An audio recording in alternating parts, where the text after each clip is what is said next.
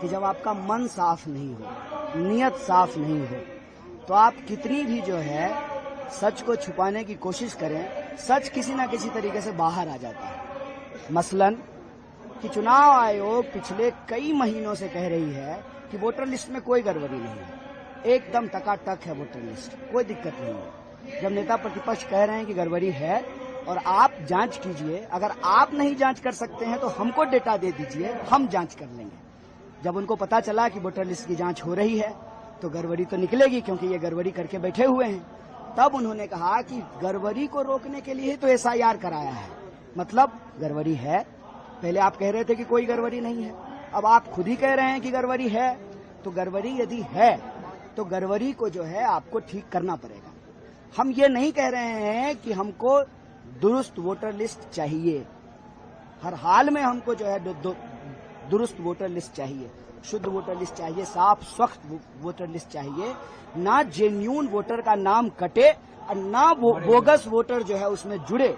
हम शुद्ध voter list चाहते हैं, लेकिन ये करने का काम चुनाव आयोग का है। और चुनाव आयोग की जो मंशा है आज के प्रेस कॉन्फ्रेंस से पूरी तरह से साफ हो गया है।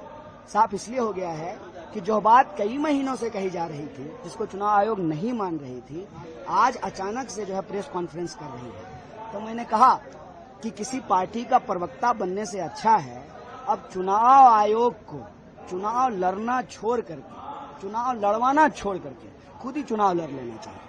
क्योंकि जो सवाल बीजेपी उठाती है वो जवाब चुनाव आयोग देती है, जो सवाल हम चुनाव आयोग से पूछते हैं उसका जवाब जो है बीजेपी के प्रवक्ता देते हैं।